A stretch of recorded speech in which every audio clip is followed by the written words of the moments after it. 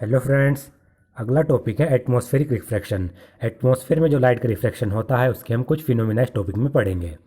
You might have observe the apparent random wavering or flickering of object seen through a turbulent stream of hot air rising above a fire or a radiator.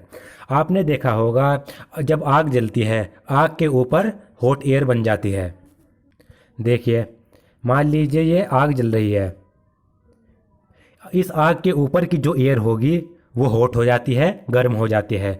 तो इस आग से होते हुए या फिर इस हॉट एयर से होते हुए अगर आप कोई ऑब्जेक्ट देखेंगे, ये ऑब्जेक्ट रखा है, यहाँ पर आप खड़े हैं, तो इस आग से होते हुए, हॉट एयर से होते हुए अगर आप ये वाला ऑब्जेक्ट देखेंगे तो ये ऑब्जेक्ट आपको हिलता हुआ दिखाई देगा। वेवरिंग मतलब इसमें लहर, जैसे लहर से होती है हिलती हुई, इस तरीके से आपको दिखाई देता है। तो ये आपने ऑब्जर्व किया होगा। The air just above the fire become hotter than the air further up. जो एयर बिल्कुल फायर के ऊपर होती है वो बहुत ज़्यादा हॉट होती है, और इस हॉट एयर के ऊपर जो एयर होगी वो थोड़ी कूल होगी। मान लीजिए ये आग है, इसके ऊपर की जो एयर होगी बिल्कुल ऊपर, ये तो हॉट होगी, और इस हॉट एयर के ऊपर फिर धीरे धीरे जो एयर होती है वो ठंडी होती चली जाती है। The hotter air is lighter lens dense then the cooler air above it. जो हॉट एयर होती है वो लाइट होती है, और जो इसके ऊपर की जो कूल एयर होगी वो डेंस होगी। यानी हॉट एयर किस तरीके से एक्ट करेगा, लाइट मीडियम की तरह एक्ट करेगा, रेयर मीडियम की तरह एक्ट करेगा, और जो कूल एयर होती है वो डेंस मीडियम की तरह एक्ट करता है। And has a refractive index slightly less than that of the cooler air. Hot air का जो रिफ्रैक्टिव इंडेक्स होता है वो कूलर एयर के मुकाबले थोड़ा कम होता है। Since the physical condition of the refracting medium air are not stationary, the apparent position of the object as seen through the hot air fluctuates.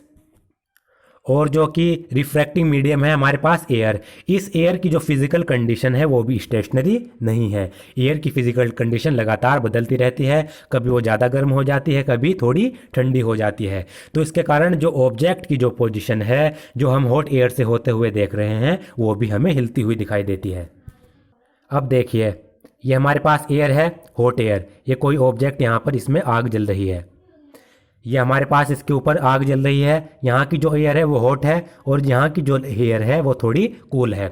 यहाँ पर ऑब्जेक्ट रखा हुआ है और यहाँ पर हम खड़े हैं।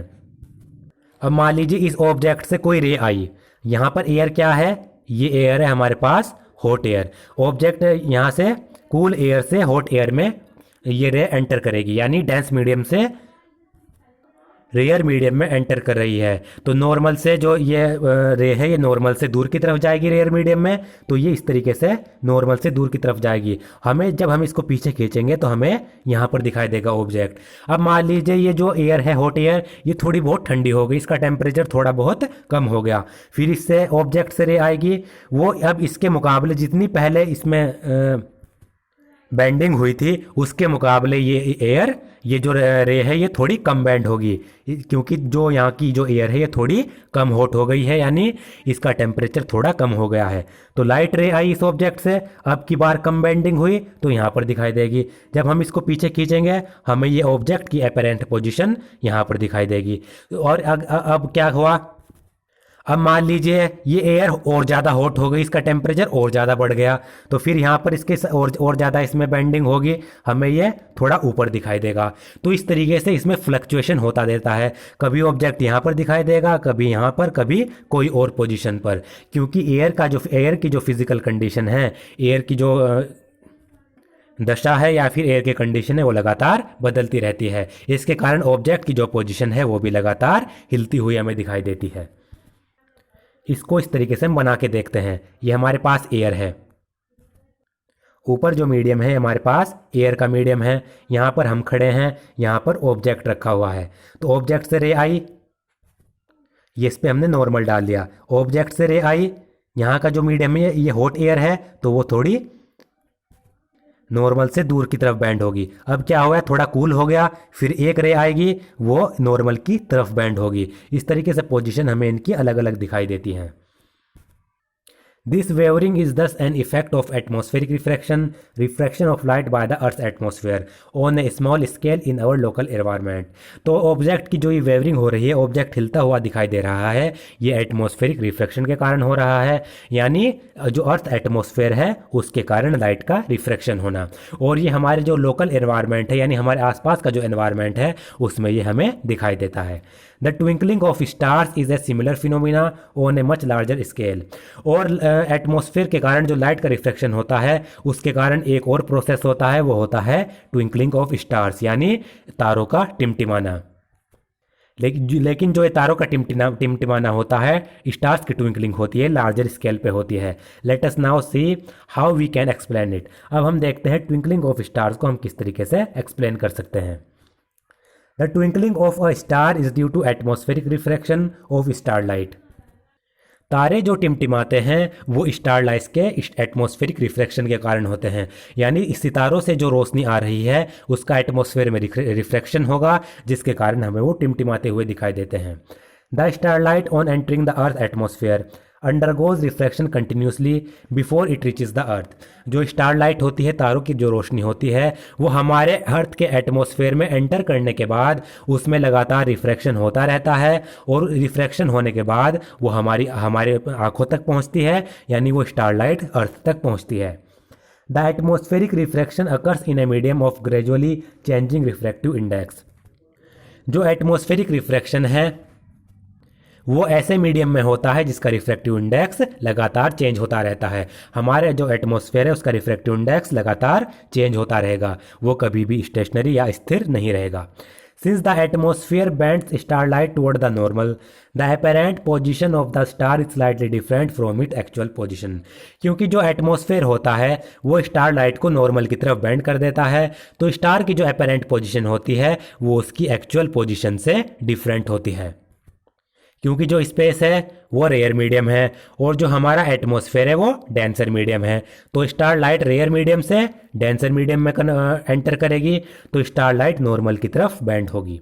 The star appear slightly higher above than its actual position when viewed near the horizon. तो इसलिए जो स्टार होता है, सितारा होता है, वो हमें थोड़ा ऊपर दिखाई देता है उसकी एक्चुअल पोजीशन से, यानी यहाँ पर अगर उसकी एक्चुअल पोजीशन है उससे थोड़ा ऊपर दिखाई देगा जब हम उसको होरिजन के अलोंग देखेंगे। Further, this apparent position of the star is not stationary, but keeps on changing slightly since the physical condition of the Earth atmosphere are not stationary। और इसमें दूसरी बात यह है कि जो स्टार की जो ये apparent position है ये भी स्टेशनरी नहीं है, यानी इसमें भी लगातार चेंज होता रहता है, क्योंकि अर्थ एटमॉस्फेयर की जो फिजिकल कंडीशन है वो भी लगातार चेंज होती रहती है, जैसा कि हमने पिछले पैराग्राफ में पढ़ा था। अब हम ये देखते हैं स्टार्स की अपैरेंट पोजीशन हमें किस तरीके से दिखाई देती है। अब ये देखिए, मान लीजिए यहाँ से हमारा अर्थ का एटमॉस्फेयर स्टार्ट हो रहा है और ये क्या है, ये इस पे हमने एक नॉर्मल डाला, ये हमारा स्टार है, एक्चुअल स्टार। स्टार से स्टारलाइट आई, अब ये क्या करेगी, ये रेयर मीडियम है, एटमॉस्फेयर से ऊपर, एटमॉस्फेयर से नीचे जो हमारा एटमॉस्फेयर है वो डेंसर मीडियम है, और एटमॉस्फेयर का डेंसर मीडियम जैसे जैसे अर्थ के पास आते हैं वो इंक्रीज होता चला जाता है उसका रिफ्रैक्टिव इंडेक्स। अब देखिए क्या हुआ, स्टारलाइट आई, स्टारलाइट क्या करेगी, रेयर मीडियम से डेंसर मीडियम में एंटर कर रही है, तो ये नॉर्मल की तरफ हल्की सी बैंड हो जाएगी। आप देख सकते हैं ये नॉर्मल की तरफ बैंड हो गई, लेकिन जब हम इसको यहाँ पर पीछे खींचेंगे तो हमें ऐसा लगेगा कि जो ये स्टार की लाइट है ये इस वाली पोजीशन से आ रही है, तो हमें स्टार कहाँ दिखाई देगा, यहाँ पर दिखाई देगा। ये स्टार की रे आई, नॉर्मल की तरफ हल्की सी बैंड हुई, हमने इसको पीछे खींचा तो हमें लगेगा कि स्टार की एक्चुअल पोजीशन यहाँ पर है, लेकिन स्टार की पोजीशन असली कहाँ पर है, यहाँ पर, लेकिन हमें दिखाई देता है वो। अब यहाँ पर हम इसको एक बार दोबारा से बना लेते हैं। ये हमने लाइन खींची, ये हमारा नॉर्मल, इस पर हमने नॉर्मल, हमारे यहाँ पर एटमॉस्फेयर है और यहाँ पर ये स्पेस है, रेयर मीडियम है, ये रेयर मीडियम है, डेंसर मीडियम। यहाँ पर मान लीजिए कोई स्टार है, इससे स्टार लाइट आई, रेयर मीडियम से डेंसर मीडियम में एंटर करेगी, तो वो नॉर्मल की तरफ बैंड हुई, यहाँ पर हम खड़े हैं। तो अगर हम इसे पीछे खींचेंगे, इसके स्ट्रेट लाइन खींचेंगे तो हमें स्टार यहाँ पर दिखाई देगा। एक तो ये हो गया। अब क्या हुआ, अब दूसरी कंडीशन आई कि जो एटमॉस्फेरिक कंडीशन है वो यहाँ पर थोड़ी चेंज हो गई, जिससे ये स्टार लाइट आई, एक्चुअल पोजीशन स्टार की यहाँ पर है, स्टार लाइट आई, अब की बार उसमें जो बेंडिंग हुई वो थोड़ी कम हुई, थोड़ी कम बेंडिंग हुई उसकी। फिर हमने इसको जब पीछे खींचेंगे हम यहाँ पर, तो हमें स्टार कहाँ दिखाई देगा, यहाँ पर दिखाई देगा। फिर क्या हुआ, एटमॉस्फेरिक कंडीशन थोड़ी और चेंज हो गई, स्टार लाइट आई एक्चुअल पोजीशन से, ये हमारा रियल स्टार है, स्टार लाइट यहाँ पर है, स्टार लाइट आई, उसमें अब की बार ज़्यादा बेंडिंग हो गई, तो हमें जो हमारे पास रे आई नॉर्मल की तरफ ज़्यादा बेंडिंग हुई, हम इस रे को जब पीछे खींचेंगे तो स्टार हमें यहाँ पर दिखाई देगा। तो एटमॉस्फेरिक कंडीशन के कारण जो स्टार की जो पोजीशन है वो लगातार चेंज होती रहती है, कभी हमें यहाँ दिखाई देता है, कभी हमें यहाँ दिखाई देता है, कभी हमें यहाँ दिखाई देता है। जब हमें स्टार की अलग अलग पोजीशन दिखाई देती है तो हमें ऐसा लगता है कि जो तारे हैं वो ट्विंकल कर रहे हैं, यानी टिमटिमा रहे हैं। यही कारण होता है तारों के टिमटिमाने का, उनकी पोजीशन लगातार हमें चेंज होती हुई दिखाई देती है। Since the stars are very distant they approximate point size source of light, क्योंकि जो स्टार्स हैं वो बहुत ही ज़्यादा दूर हैं, तो वो स्टार्स हमें लाइट के पॉइंट सोर्स के रूप में लगाए दिखते हैं। यानी ऐसा लगता है कि स्टार बहुत ही ज़्यादा छोटे हैं, पॉइंट है, पॉइंट साइज के हैं और इनसे लाइट निकल रही है। As the path of rays of light coming from the star goes on varying slightly, the apparent position of the star fluctuates. क्योंकि जो स्टार से जो लाइट आ रही है उसका जो पाथ है, उसकी जो रास्ता है वो लगातार चेंज होता रहता है। रेयर मीडियम से डेंसर मीडियम में आएगा तो उसका पाथ थोड़ा चेंज हो जाएगा, लाइट की बेंडिंग हो जाएगी। तो स्टार की जो अपैरेंट पोजिशन होती है वो लगातार फ्लक्चुएट करती रहती है, हिलती रहती है। And the amount of starlight entering the I flickers, और जितनी स्टारलाइट किसी भी आई में एंटर करेगी, ह्यूमन आई में, वो हमें फ्लिकर होती दिखाई देगी, हिलती हुई दिखाई देगी। The star sometime appears brighter and at sometime fainter which is the twinkling effect. तो इस रिफ्लेक्शन के कारण क्या होता है, स्टार्स हमें कभी ब्राइटर दिखाई देता है, कभी हमें फेंटर यानी थोड़ा डल दिखाई देता है। इसे ही हम कहते हैं स्टार का ट्विंकलिंग इफेक्ट। जैसे स्टार की एक्चुअल पोजीशन यहाँ पर है, अपरेंट पोजीशन यहाँ पर है, अगर एक्चुअल पोजीशन के पास होगा तो हमें ब्राइटर दिखाई देगा, अगर उससे थोड़ा दूर बनेगा तो हमें वो डल दिखाई देगा। Why don't the planets twinkle, अब यहाँ पर क्वेश्चन उठता है जो प्लैनेट्स होते हैं, ग्रह होते हैं, वो क्यों नहीं टिमटिमाते। The planets are much closer to the earth and are the seen as extended sources, जो प्लैनेट्स होते हैं वो अर्थ के बहुत ज़्यादा नज़दीक होते हैं, इसलिए वो लाइट के एक्सटेंडेड सोर्स के रूप में दिखाई देते हैं, बड़े सोर्स के रूप में दिखाई देते हैं। If we consider a planet as a collection of a large number of point-sized sources of light, the total variation in the amount of light entering our eye from all the individual point-sized sources will average out to zero, thereby nullifying the twinkling effect. अगर हम planet को क्या माने कि planet में बहुत सारे light के पॉइंट सोर्स हैं, ये प्लैनेट हैं, इसमें बहुत सारे छोटे छोटे लाइट के सोर्स हैं, पॉइंट साइज सोर्स हैं, यानी प्लैनेट लाइट के छोटे छोटे सोर्सेज से मिलकर बना हुआ है। तो जो टोटल वेरिएशन होगा, जो लाइट हमारी आंखों में आएगी, उसमें जितना भी वेरिएशन होगा हर एक पॉइंट सोर्स से, वो उनका एवरेज ज़ीरो हो जाएगा, इसलिए जो ट्विंकलिंग इफेक्ट है वो बिल्कुल नल हो जाता है। देखिए कैसे, मान लीजिए हमारा प्लैनेट है, इसमें छोटे छोटे लाइट के पॉइंट सोर्स हैं, या पॉइंट सोर्स देख सकते हैं। तो इस पॉइंट सोर्स से लाइट आई, ये नॉर्मल की तरफ बैंड हुई, यहाँ पर हम खड़े हैं तो हमें ये पॉइंट सोर्स थोड़ा यहाँ पर दिखाई देगा।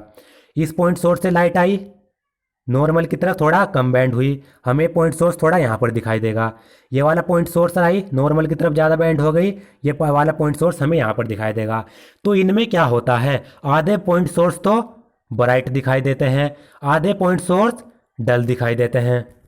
तो ये क्या कर देते हैं, ये एक दूसरे के इफेक्ट को बिल्कुल ज़ीरो कर देते हैं। यानी किसी पॉइंट सोर्स से ज़्यादा लाइट आ रही है, किसी पॉइंट सोर्स से कम लाइट आ रही है, तो वो एक दूसरे के इफेक्ट को क्या करते हैं, उनका एवरेज जब हम निकालते हैं पॉइंट सोर्सेज की लाइट का, वो बिल्कुल ज़ीरो आता है, जिससे कि जो प्लैनेट्स है वो हमें ट्विंकल करते हुए दिखाई नहीं देते या टिमटिमाते हुए दिखाई नहीं देते, क्योंकि हम मानते हैं प्लैनेट पॉइंट सोर्सेज से मिलकर बना है, उनमें लाइट के बहुत सारे पॉइंट सोर्सेज हैं। ये पॉइंट सोर्सेज लाइट के जो होते हैं ये एक दूसरे के इफेक्ट को बिल्कुल ज़ीरो कर देते हैं। अब है advance sunrise and delayed sunset. क्या होता है, सनराइज जब तक हुआ नहीं होता, यानी जब तक सूरज निकला नहीं होता उससे पहले ही हमें सूरज निकला हुआ दिखाई देता है। और दूसरा है इसमें डिलेड सनसेट, यानी सूरज जब तक छिपा नहीं होता सूरज जब छिप जाता है उसके बाद भी वो हमें दिखाई देता है। एक तो सूर्य का पहले हमें निकलने से पहले ही दिखाई देना, दूसरा सूर्य का छिपने के बाद भी दिखाई देना। ये किसके कारण होते हैं? ये भी एटमॉस्फेरिक रिफ्लेक्शन के कारण होते हैं। The sun is visible to us about 2 minute before the actual sunrise and about 2 minute after the actual sunset because of atmospheric reflection. जो सूरज होता है, सन होता है, वो हमें एक्चुअल सनराइज के 2 मिनट बाद, 2 मिनट पहले ही दिखाई देता है और एक्चुअल सनसेट के 2 मिनट बाद तक दिखाई देता है। ऐसा होता है एटमॉस्फेरिक रिफ्लेक्शन के। यानी सूरज मान लीजिए 6 बजे निकलना है तो सूरज हमें 5:58 पे यानी 5:58 पर ही दिखाई दे देगा निकलता हुआ। दूसरा, मान लीजिए अगर सूरज 6 बजे छिप रहा है तो वो सूरज हमें 6:02 तक भी दिखाई देगा, 2 मिनट बाद तक भी दिखाई देगा। ये होता है एटमॉस्फेरिक रिफ्लेक्शन के कारण। By actual sunrise we mean the actual crossing of the horizon by the sun. Actual sunrise का मतलब क्या है कि जो सूर्य है वो हॉरिजन को एक्चुअली क्रॉस कर रहा है। Figure 11.1 shows the actual and apparent position of the sun with respect to the horizon। Figure 11.1 में जो सूर्य की हॉरिजन के मुकाबले एक्चुअल और अपेरेंट पोजीशन दिखाई गई है। The time difference between actual sunset and the apparent sunset is about 2 minute. और एक्चुअल सनसेट और अपेरेंट सनसेट के बीच में जो टाइम की गैप है वो भी 2 मिनट है। यानी सूरज पहले छिप जाता है और हमें 2 मिनट बाद तक दिखाई देता है। The apparent flattening of the sun's disc at sunrise and sunset is also due to the same phenomena. और जो सन की डिस्क है यानी सन की जो शेप है वो फ्लैट हो जाती है सनसेट के समय और सनराइज के समय, वो भी एटमॉस्फेरिक रिफ्लेक्शन के कारण होता है। यानी सब सूर्य दोपहर के समय हमें बिल्कुल गोल दिखाई देता है, लेकिन जब सूर्य निकल रहा होता है थोड़ा फ्लैट दिखाई देता है, छिपते हुए भी थोड़ा फ्लैट दिखाई देता है। ये भी एटमॉस्फेरिक रिफ्लेक्शन के कारण होता है। अब ये देख लेते हैं सनराइज और सनसेट के समय क्या होता है। अब देखिए हमारा सूर्य है, ये हमारा हॉरिजन है, यानी जब इस हॉरिजन को सूर्य पार करेगा तब यह हमें वो निकला हुआ दिखाई देगा। और यहाँ पर एक ऑब्जर्वर खड़ा हुआ है जो सूर्य को देख रहा है। अब देखिए सूर्य अब तक निकला नहीं है, तो ये क्या हुआ, सूर्य से यहाँ पर लाइट रेज आई। लाइट रेज जैसे ही एटमॉस्फेयर में एंटर करेगी उनमें थोड़ी बेंडिंग होगी, ये लाइट रे की बेंडिंग हो गई, तो हमारी आंखों तक ये बैंड हुई जो बैंड लाइट हुई है, हमारी आंखों तक ये बैंड हुई लाइट पहुंचेगी। जब हम इस बैंड हुई लाइट को पीछे खींचेंगे तो हमें सन यहाँ पर दिखाई देगा। वास्तव में अभी सन एक्चुअली यहाँ पर है, उसने हॉरिजन को क्रॉस नहीं किया है, वो अब तक निकला नहीं है। उससे एक रे ऑफ लाइट आई, उसमें बेंडिंग हुई, ये बैंड हुई लाइट हमारी आंखों तक पहुँची। हमने जब इसको पीछे खींचा तो हमें सन की पोजीशन यहाँ पर दिखाई दी। एक्चुअल पोजीशन सन की यहाँ पर है, लेकिन अपेरेंट पोजीशन यहाँ पर है। सन हमें कहाँ पर दिखाई देगा, यहाँ पर दिखाई देगा। ऐसा लगेगा कि सन ने हॉरिजन को क्रॉस कर लिया है, यानी सन निकल चुका है। ये हमें 2 मिनट पहले ही दिखाई दे देता है एटमॉस्फेरिक रिफ्लेक्शन के कारण। यानी एक्चुअल जो सन है वो 2 मिनट बाद हॉरिजन को क्रॉस करेगा, निकलेगा, लेकिन हमें ऐसा लगता है 2 मिनट पहले ही सन निकल चुका है। और सनसेट के समय भी बिल्कुल ऐसा ही होता है। सनसेट के समय मान लीजिए अब सूर्य छिप चुका, सूर्य ने हॉरिजन को क्रॉस कर लिया है। इससे जो रे ऑफ लाइट आई वो हमारी आंखों तक पहुंची। हमने जब इसमें थोड़ी बेंडिंग हुई एटमॉस्फेयर के कारण, एटमॉस्फेरिक रिफ्लेक्शन के कारण, जब इसको हमने पीछे देखा तो अपेरेंट पोजीशन हमें सूर्य की यहाँ पर दिखाई दी। हमें ऐसा लग रहा है सूर्य अब तक छिपा नहीं है। तो सनराइज के समय भी यही फिनोमिना होता है, सनसेट के समय भी यही फिनोमिना होता है। सनराइज के समय 2 मिनट पहले हमें सूर्य निकला हुआ दिखाई देता है, सनसेट के समय सूर्य हमें 2 मिनट बाद तक, यानी सूर्य छिपने के बाद 2 मिनट बाद तक हमें निकला हुआ दिखाई देता है। दोस्तों आज का मेरा वीडियो अगर आपको पसंद आया तो प्लीज़ मेरे चैनल को सब्सक्राइब करें और इस वीडियो को ज़्यादा से ज़्यादा शेयर करें।